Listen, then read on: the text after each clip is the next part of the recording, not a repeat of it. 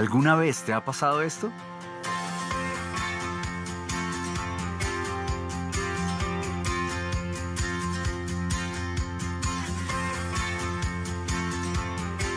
Debes tomarte tiempo para desenredarlo.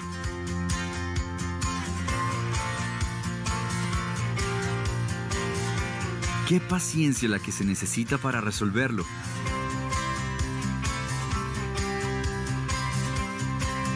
¿Y la vida alguna vez se te ha enredado así? Es cuestión de desistir o persistir. Hay esperanza, fe en tiempos de incertidumbre.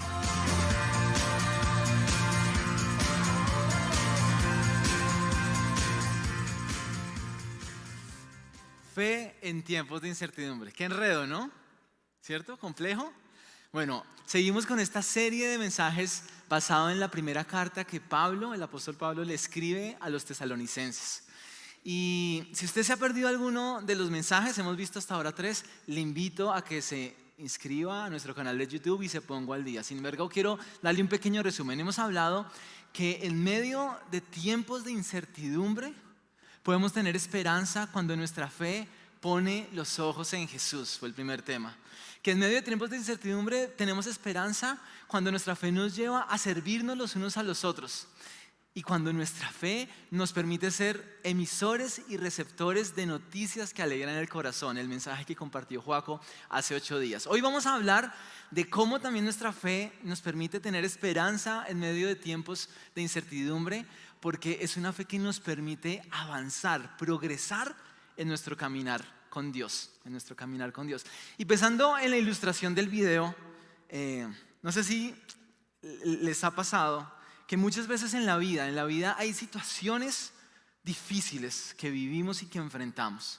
Situaciones que literalmente nos enredan la vida, nos ponen en jaque, no sabemos cómo salir de ellas, nos preocupan, ponen en riesgo nuestra integridad, nuestra familia, nuestros sueños, nuestra relación con Dios. Y frente a esas situaciones tenemos 2 opciones. La primera es tirar la toalla y decir, no, tirar el enredo, no, yo no puedo, esto me sobrepasa y quedar sin esperanza. Pero la segunda opción, que es de lo que hemos estado hablando, tiene que ver con poner nuestra mirada en Jesús y saber que Él puede hacer algo con ese enredo que tenemos. La cosa, y pónganme en atención, es que la invitación no es solo a quedarnos con las manos cruzadas esperando que Él haga algo, sino que en el proceso Él nos quiere invitar a que tú y yo pongamos nuestra fe en acción para que en conjunto con Él podamos entonces desenredar esa situación, esos elementos que nos están poniendo en jaque y en incertidumbre. Y de eso trata el mensaje de hoy, porque en medio de tiempos difíciles, de la incertidumbre que a veces nos avasalla, la pregunta que tenemos que hacernos también es ¿cómo, además de poner nuestra fe en Jesús, la pregunta es ¿cómo vivimos? ¿Cómo debemos vivir? ¿Cómo espera Dios aquí? ¿Cómo espera Dios que nosotros vivamos en medio de esas situaciones? De manera práctica también, por ejemplo, en el tema sexual, que es parte del tema en el cual vamos a aterrizar esto hoy. Pero antes de eso, sigamos avanzando y quiero decirles que de esto es lo que vamos a estar hablando en esta mañana. ¿Están conmigo? ¿Se unen? ¿Arrancamos? Bueno. Para esto entonces vamos a leer el capítulo 4 de la primera carta de Tesalonicenses. Les invito a que abran sus Biblias electrónicas, aplicaciones, si la trajeron en físico, también vamos a estar compartiendo los textos acá, pero vamos todos a la escritura, vamos todos a la palabra y vamos entonces a ir desarrollando este tema a lo largo de lo que vamos leyendo. Sin embargo, déjenme darle un poquito de contexto nuevamente. Pablo le escribe esta carta a los tesalonicenses por lo siguiente. En Hechos 17 se relata en cómo en el segundo viaje misionero de Pablo, él va a esta ciudad tesalónica, una sociedad griega, y inicia esta comunidad. Comparte acerca de que Jesús es el Mesías, que en Él hay esperanza, que Él es el Salvador prometido, que Él es el Señor. Y muchos judíos griegos se unen y empiezan a caminar en esta verdad. Sin embargo, rápidamente Pablo encuentra una persecución increíble. y los judíos religiosos y las autoridades se molestan y persiguen a Pablo y lo echan de la ciudad. Pablo entonces se va a Berea y hasta allá los de Tesalónica se van también y lo persiguen. Así que Pablo se va en esa situación y Pablo está preocupado por la fe de los tesalonicenses. ¿Qué habrá pasado con ellos? O sea, si a mí me echaron por eso, ellos la están pasando también mal. Y entonces con ese corazón paternal de Pablo, él envía a su mentor, Timoteo. Y le dice, Timoteo, ¿por qué no vas y me cuentas qué ha pasado con esta comunidad? Y Timoteo entonces va y cuando regresa le trae buenas noticias a Pablo. Y le dice, Pablo, hay buenas noticias. Y le cuenta esas buenas noticias, que es entonces la razón por la cual Pablo le escribe a los tesalonicenses. Les dice, miren, envié a Timoteo y me he enterado que en medio de sus tiempos difíciles, de la persecución que están viviendo, wow, su fe se ha mantenido firme. Ustedes han puesto su esperanza en Jesús. Y miren, de la misma manera, así como con ellos y como comencé, tú y yo, en medio de nuestra sociedad, en medio del vivir nuestra fe, hay veces vivimos tiempos difíciles, situaciones difíciles, crisis económicas, enfermedad, problemas relacionales. Hay veces es difícil vivir un auténtico cristianismo, es decir, una fe que en verdad es coherente entre lo que decimos, creemos y vivimos. Es difícil hay veces mantenernos en algunos principios en medio de una sociedad que tiene los principios opuestos. Pero para nosotros la verdad es que también hay esperanza cuando ponemos nuestra fe en Jesús. Y entonces en el capítulo 3 al final Pablo a través de una oración dice, por lo tanto entonces quiero orar porque ustedes puedan vivir de una manera santa, ¿cierto? Porque se amen los unos a los otros y porque tengan esperanza en que Jesús hace la diferencia. Y aquí llega entonces el versículo 1 del capítulo 4. ¿Qué tal si lo vemos? Siguiente. Ahorita volvemos a esto, pero dice el versículo 1. Por lo demás, es decir, por lo tanto, por todo este trasfondo, hermanos, les pedimos encarecidamente en el nombre del Señor Jesús que sigan progresando en el modo de vivir que agrada a Dios. En otra versión dice que abunden en un modo de vivir que agrade a Dios, como lo aprendieron de nosotros. De hecho, ustedes ya lo están practicando. Versículo 2. Ustedes saben cuáles son las instrucciones que les dimos de parte del Señor Jesús. Pablo entonces lo que está diciendo es, ahora, yo sé que ustedes siguen firmes en su fe, pero les animo que la realidad de estar firmes en la fe, de comprometerse con las enseñanzas de Jesús, regálame el versículo anterior, eso haga que ustedes vivan de una manera en la cual abunde un estilo de vida que agrada a Dios. Que agrada a Dios. Y este concepto es interesante. Abunden, yo no sé ustedes qué piensan cuando uno habla de algo que abunda, pero a mí se me viene a la mente cuando uno tiene un vaso de agua y coge una jarra y la llena el vaso y abunda. Abunda tiene que ver con da más de lo esperado, crece, progresa. Por eso esta traducción dice, sigan progresando a pasos gigantes en un estilo de vida que agrada a Dios. Sigan progresando. Y díganme si no todos queremos progresar en la vida. ¿Acaso no queremos progresar y planeamos cómo progresar en lo económico, en lo académico, en lo familiar? Bueno, Dios también de la misma manera quiere que tú y yo progresemos, pero también en un estilo de vida que agrada a Dios. Ahora, ¿de qué se trata eso? ¿De qué se trata ahondar, ¿sí? Progresar en un estilo de vida que agrada a Dios? Bueno, el versículo 3 nos da la respuesta. ¿Qué dice el versículo 3?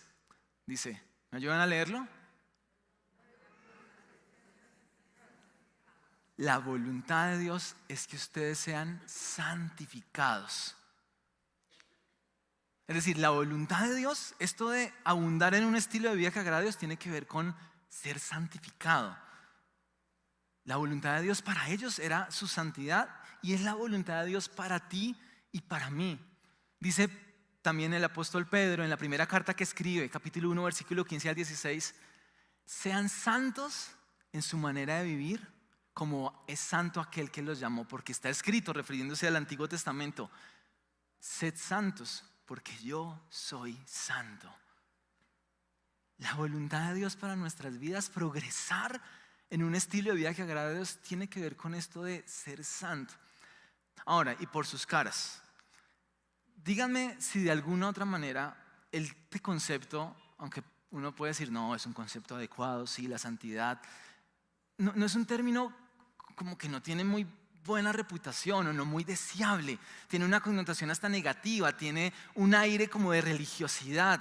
O sea, yo no sé cuántos, si yo digo, ¿quién quiere ser santo? En verdad dicen, sí, yo quiero ser santo. No, seguramente no. Algunos dirán, sí, yo quiero ser santo. Pero no como algo que deseáramos. Y tiene que ver porque de pronto pensamos que ser santo es sinónimo de una persona aburrida, lúgubre, mojigata, ¿sí? Religiosa. O porque pensamos que santo es una persona muy especial, inalcanzable. Algún religioso que por su manera de vivir hasta obró milagros y entonces después se le dio ese título, santo, ¿cierto? San Patricio, San Agustín, Santo Tomás. Entonces es algo como muy lejano a nuestra realidad. ¿Sí? Tú dirías, ay, mucho gusto, soy John el santo, ¿sí? Soy Viviana. Pues pensamos que eso es tan lejano. Pero miren, la realidad y el concepto bíblico de este concepto, perdón la redundancia, no es ese. Déjenmelo explicárselo de esta manera. ¿Se acuerdan cuando hace unos años uno compraba ropa o compraba un artículo y decía hecho en China? ¿Qué quería decir hecho en China hace unas décadas? Pues seguramente era algo económico, pero no era ni muy bonito ni de muy buena calidad, ¿cierto? Tenía esa connotación. Sin embargo, eso ha cambiado alrededor de las décadas. Primero porque made in China, pues todo está hecho en China, ¿sí? Y uno encuentra hecho en China cosas, sí, de pronto de muy buena calidad, pero puede encontrar cosas de una calidad increíble. Made in China es el eslogan de toda una sociedad, una superpotencia mundial. Bueno, de la misma manera, deberíamos resignificar y redefinir el concepto de santidad en nuestras vidas, porque cuando entendemos qué significa, qué implica para nuestras vidas, vamos a decir, wow, yo quiero eso, yo quiero agradar, progresar en un estilo de vida que agrada a Dios, lo vamos a desear todos nosotros. Ahora, ¿qué quiere decir entonces ser santo? Bueno, bíblicamente ser santo significa apartado para Dios, es decir, separado del pecado y apartado para Dios. Pablo lo utiliza de dos maneras. Por un lado, uno puede encontrar que la santidad es posicional. ¿A qué me refiero? Cuando una persona recibe y entiende y se acerca a Dios y le pide perdón por sus pecados y recibe de Él salvación, de una u otra manera, en ese momento, Dios nos aparta para Él. Es por eso que Pablo, cuando escribe sus cartas, por ejemplo en Colosenses capítulo 1, versículos, dice a los santos de Colosas. ¿Qué quiere decir? ¿Que todos los que están allá son inmaculados y perfectos? No, está refiriéndose a los creyentes de esa ciudad. De una u otra manera, entonces, todos aquellos que tenemos una relación con Dios, que hemos entendido la fe a través de su obra en la cruz, somos santos posicionalmente. No porque seamos perfectos, ¿sí? No porque no haya pecado en nosotros, sino porque por Jesús y a través de Jesús hemos sido apartados para Él. Sin embargo, el segundo concepto y del que habla esta carta tiene que ver con la santidad progresiva. Es decir, es ese proceso en el cual mediante nuestra relación con Dios y caminar con Él, a través de la oración, de la lectura de la palabra, de la meditación en ella y del Espíritu Santo que obra en nosotros, poquito a poquito vamos dejando un estilo de vida que no le agrada a Dios, prácticas que no dan en el blanco de su voluntad buena, agradable y perfecta para nosotros, y poquito a poquito vamos incorporando un estilo de vida, prácticas que nos hacen más parecidos a Él. Una vida que le agrada a Dios.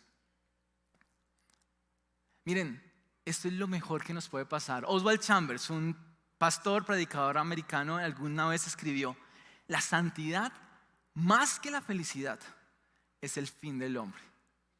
Y yo creo que esto nos rompe porque si yo les pregunto, ¿cuál es el propósito, ¿sí?, del hombre? ¿Sí? ¿Qué quiere Dios con el hombre? Yo sé que rápidamente uno dice, pues Él quiere que seamos felices. Y sí, Él quiere nuestra felicidad, nuestra plenitud. Pero por encima de eso, quiere nuestra santidad. La voluntad del Señor para nosotros es la santificación. Y es porque cuando somos santos, wow, cuando logramos la santidad en nuestras vidas, va a ser la forma en la cual más plenos, felices podemos hacer. Es experimentar la vida que nos prometió Jesús. Una vida abundante, plena. Por eso es que la santidad, y escúchenme bien, la santidad no se trata de una lista de cosas que debemos hacer o no debemos hacer. No se trata de eso. ¿Sí? No es como ser santo significa hacer esto y no hacer un montón de cosas. No. No es mi religión me prohíbe esto o mi religión me obliga a esto. No se trata de eso. ¿Saben de qué se trata? La santidad no es una obligación. La santidad es producto de una relación de amor, porque hemos encontrado a Dios en nuestras vidas. Él nos ha amado de una manera tan maravillosa, tan especial. Se ha acercado, nos ha comprado con su sangre, nos ha separado para Él, nos ha hecho sus hijos. Wow, yo quiero amarte, Señor. Juanjo siempre dice, qué feo que uno con su esposa tuviera que, yo tengo que amar en el caso de mi esposa, a Mafe. No, la idea no es, tengo que amar a Mafe, es que mi amor por Mafe sea evidente por lo que significa esta relación para mí. Y esa debe ser la motivación, no la religiosidad, sino tu relación con el Señor. La santidad tiene que ver con conformarnos a su imagen, ser como Él, de su categoría, de su familia. Es como el hijo que admira y quiere ser como su papá. Eso es lo que Dios espera de nosotros, que lo amemos tanto que digamos, yo quiero ser como tú. Y entonces podamos hacer que de tal palo, tal astilla. O que hijo de tigre salga pintado. Te pregunto, ¿eres hijo de Dios? En el sentido de, ¿eres santo posicionalmente? ¿Has sido separado y apartado por Él a través de lo que hizo Jesús en la cruz? Y entonces es la santidad para ti, el anhelo de ser como Él, algo que deseas en tu vida. Puede que sí, puede que estás en el proceso, puede que no.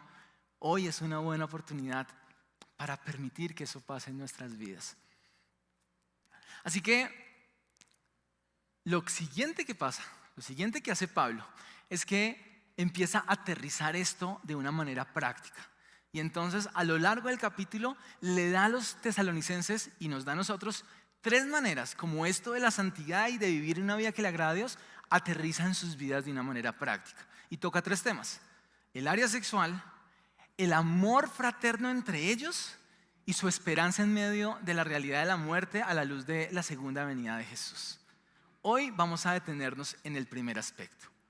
De hecho, parte es entonces una invitación. ¿Cómo aterrizar esto? Bueno, una forma práctica y de la cual vamos a terminar de hablar hoy es evitando toda práctica sexual inadecuada. Dice el versículo 3, si ustedes se dan cuenta, la voluntad de Dios es que sean santificados. Es decir, comencemos por lo primero, que se aparten de la inmoralidad sexual.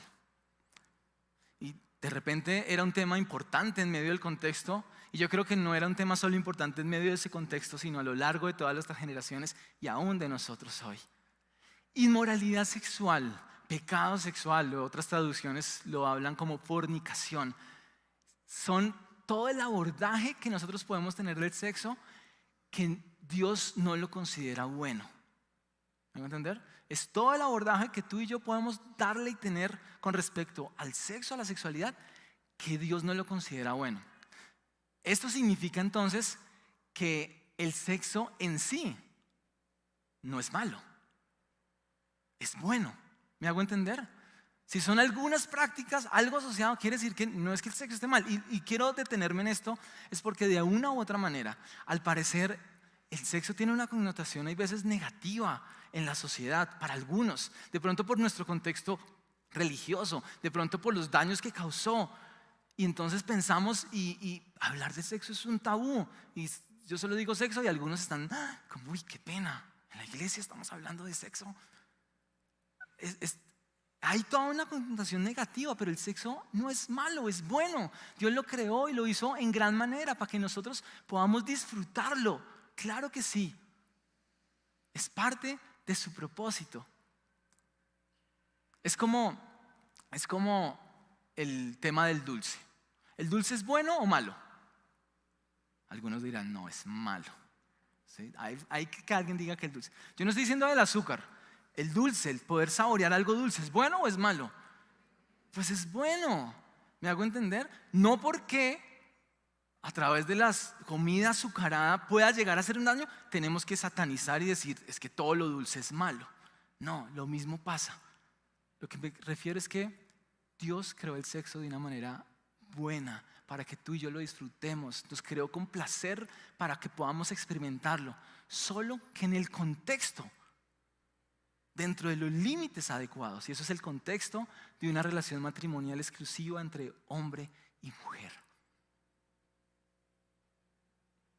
Miren, el sexo, permítame darles otra ilustración, es como el fuego. Dentro de los límites adecuados, el fuego es de tremenda utilidad y beneficio, ¿cierto? Pensemos en el desarrollo de la humanidad a lo largo de lo que significó el descubrimiento del fuego. ¿El fuego qué nos permite tener? Calor, ¿cierto? Entonces las comunidades ponían una chimenea y se calentaban en medio de la inclemencia del frío.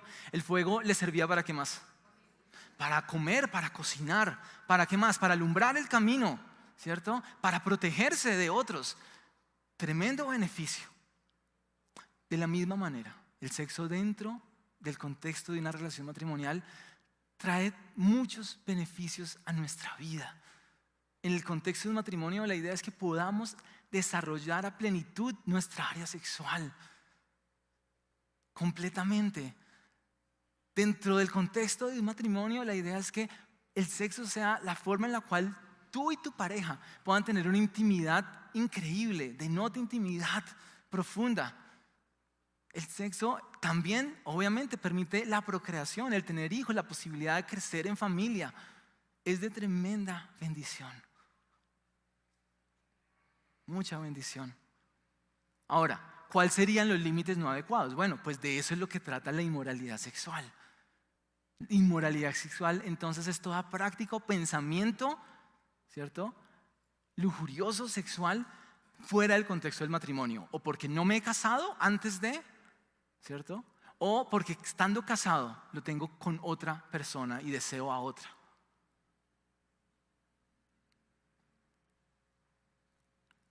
Y es que en esa época como en la de ahora, en el contexto grecorromano de los tesalonicenses, la sociedad en la que vivían era tremendamente inmoral sexualmente.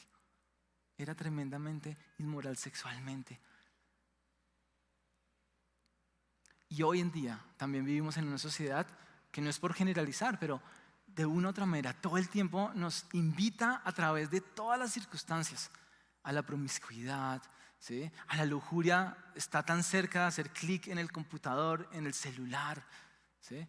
Vemos una cantidad de series y es que es difícil. Hay una serie en la cual, alguna película en la cual no haya infidelidad, inmoralidad, nos bombardea. La pregunta es, ¿estamos practicando el sexo y teniendo deseos sexuales no adecuados fuera del contexto del matrimonio? ¿Sí? De pronto estás practicando sexo con tu novio, con tu novia, sexo casual. De pronto estás luchando con la pornografía. De repente estás casado y te cuesta no pensar cosas indebidas con otras mujeres, compañeras del trabajo, familiares incluso. Ahora, la buena noticia es que hay esperanza.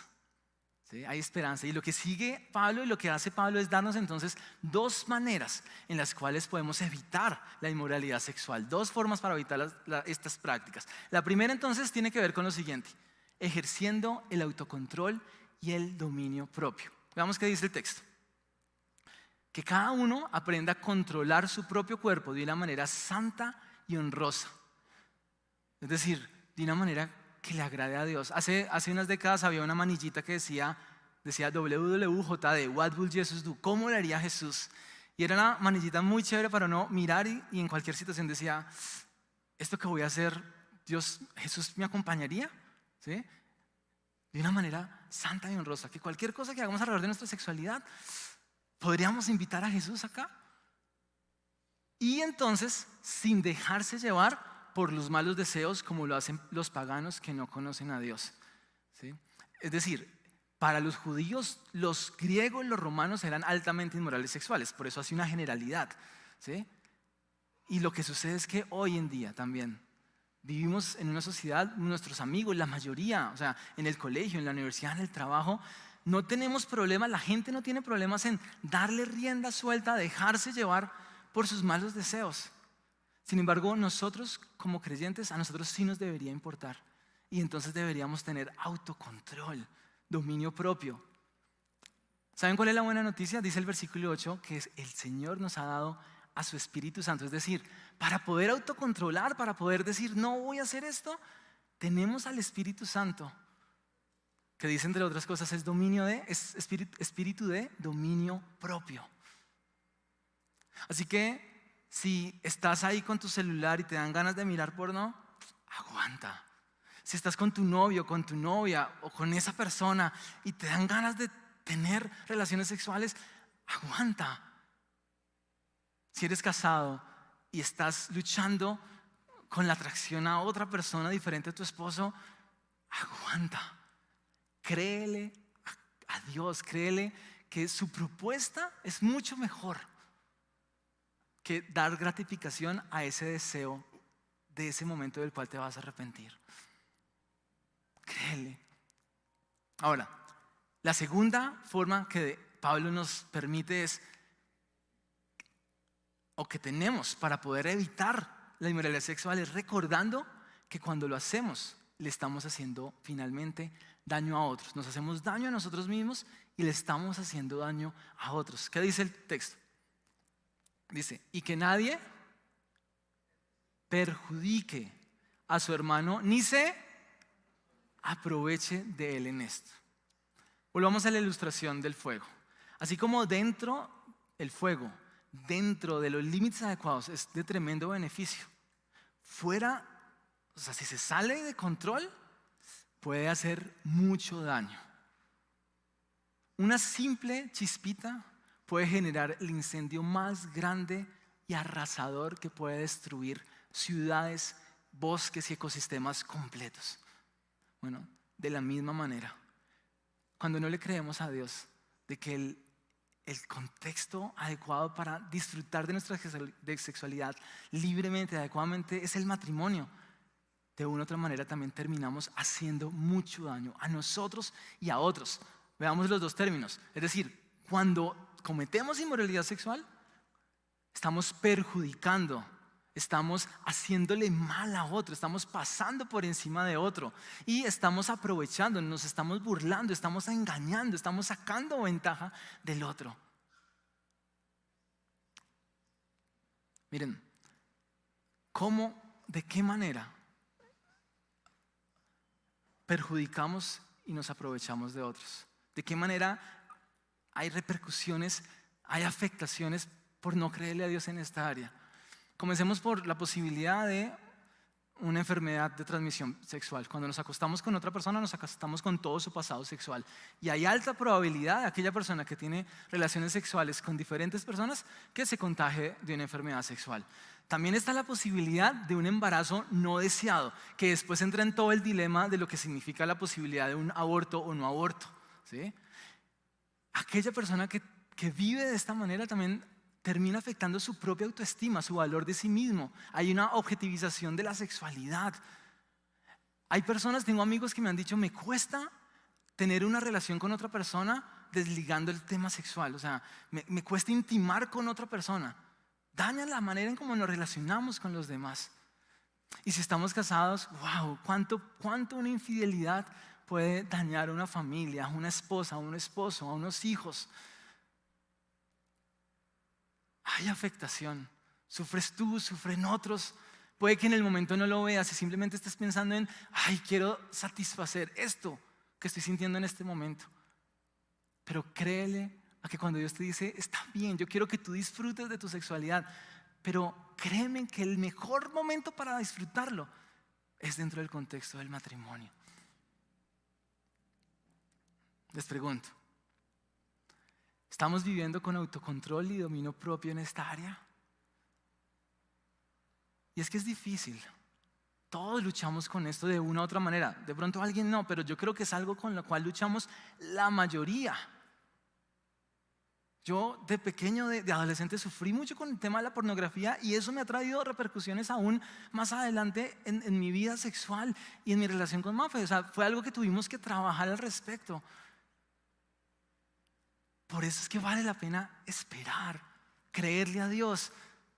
Y la otra pregunta, de alguna otra manera, es ¿a quién estamos perjudicando o de quién nos estamos aprovechando?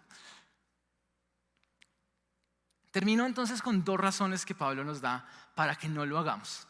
2 razones. La primera, dice entonces que Dios tomará cuenta y hará justicia. Veamos qué dice el versículo. Dice, porque el Señor castiga todo esto como ya les hemos dicho y advertido. Dios nos llamó a la impureza, no nos llamó a la impureza sino a la santidad. Parte de lo que está diciendo es, miren, el pecado trae consecuencias. ¿Sí? Dice los evangelios que el Nuevo Testamento que todos hemos pecado y que la consecuencia del pecado es la muerte. ¿Sí? Y si estamos haciendo daño, nos estamos haciendo daño a nosotros y le estamos haciendo daño a otros. No es, quiero que quitemos nuestra versión de Dios como el Dios castigador y juez. Te equivocaste y vas a ver y toma tú. ¿Sí? No es esa visión. Dios castigará es porque Dios es un Dios justo. Y no puede pasar por alto la maldad que tú te haces sobre tu vida que le estás haciendo a otro. Lo que está diciendo tiene consecuencias. ¿Sí? Tiene consecuencias. Pero es una justicia restaurativa. ¿Y sabes cuál es la buena noticia? Que si confesamos, wow, Señor, yo estoy pecando de esta manera y le estoy haciendo daño a otros. Pero si le pedimos perdón al Señor, 1 Juan 1:9 dice que Él es fiel y justo. Si confesamos nuestros pecados, Él es fiel y justo y nos perdonará nuestro pecado y nos limpiará de toda maldad. El Señor castiga no es para que nos quedemos hundidos ahí, acusados y enjuiciados, sino para que reaccionemos y podamos decir, wow, Señor, yo necesito tu perdón en esta vida. Pero gracias porque en la cruz tú moriste, tú pagaste por mi pecado, por el mal que yo le hice a otros también en esta área. Y puedo entonces encontrar en ti perdón y restauración. Hay esperanza. Y segundo, pues porque Dios no nos llamó, antes de esto, porque Dios no nos llamó a la impureza sino a la santidad. Es decir, yo tengo planes para ustedes mucho mejor que eso. Ustedes quieren gratificarse sexualmente inadecuadamente, no tiene sentido. Yo los creé para algo mucho mejor, para la santidad. Es como si alguien nos invitara a comer al mejor restaurante de la ciudad y nosotros dijéramos, no, yo quiero escarbar comidita aquí en la cocina o en la basura.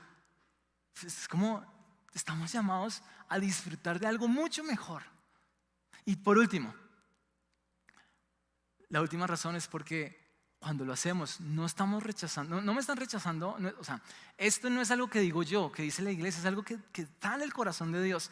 Y cuando decimos, Señor, no te creo en esto, pues no me rechazas a mí, no rechazas a la cofra, rechazas es a Dios. Y pienso en aquel pasaje que dice que el temor, la sabiduría comienza por el temor a Dios. Y el temor en el buen sentido de la palabra, no de miedo, sino de reconocer que no hay nada mejor que recibir lo que Él tiene para mí. No rechaces la propuesta de Dios para tu vida, para nuestra vida, alrededor del tema de la sexualidad y abundemos en una vida que le agrade a Él. ¿Por qué no? Terminamos entonces con un pequeño resumen de lo que hemos dicho y unas pequeñas ideas de aplicación y cerramos orando. Hemos dicho entonces que en tiempos de incertidumbre y de gran maldad, los creyentes estamos llamados a confiar en Dios y a estar firmes en nuestra fe, esperando en Jesús. ¿De acuerdo? Pero que mientras resistimos con fe, estamos llamados a progresar en gran manera, en un estilo de vida que agrade a Dios, es decir, en santidad. Y de manera práctica, esto puede entonces, una forma de hacerlo es evitando toda práctica sexual inadecuada. Y esto lo podemos hacer ejerciendo autocontrol de nuestros deseos de autogratificación. Hagámoslo porque estas prácticas afectan y dañan la vida de las personas involucradas y porque Dios no lo pasará por alto. Quiero que cerremos este tiempo orando. Quiero que oremos, pero quiero invitarte a dos cosas. La primera es vivir de una manera que le agrada a Dios en santidad. Es imposible en nuestras fuerzas. Es imposible si antes el Espíritu Santo no vive en ti. Por eso hoy la invitación es a que permitas acercarte a Dios y que Él se acerque a ti. Que le digas: Señor, yo quiero reconocer que lucho con diferentes cosas, aún con el pecado sexual. Quiero que cierres tus ojos y empieces allá a hablar con el Señor. Que lucho con estas cosas, pero que a través de tu obra en la cruz tú me ofreces perdón y salvación para vivir diferente. Y lo siguiente que quiero que oremos es todos a que resignifiquemos y redefinamos el concepto de santidad en nuestras vidas y le digamos: Señor, queremos ser como tú. No se trata de un tema religioso, sino por tu amor, por tu misericordia. Quiero estar como tú, quiero ser como tú, estar contigo. Quiero ser de tal astilla. Padre, venimos delante de ti. Reconocemos que te necesitamos en nuestra vida, Padre. Gracias porque en medio de tiempos de incertidumbre, nuestra fe nos permite vivir con esperanza. Y parte de esa esperanza es vivir de una manera que te agrada, que te honra, porque es la mejor manera que podemos vivir. Hoy te entregamos nuestra vida, nuestro corazón. Si aún no lo había hecho en algún momento de mi vida, hoy te pido perdón por mi pecado, Señor, por mi maldad. Te invito a que entres a mi vida, Jesús, a que me salves de las consecuencias de mi pecado, pero también a que seas el Señor, a que tú ahora dirijas mi vida, porque quiero agradarte, quiero honrarte, Padre. Quiero ser como tú, quiero ser santo. En el nombre de Cristo Jesús.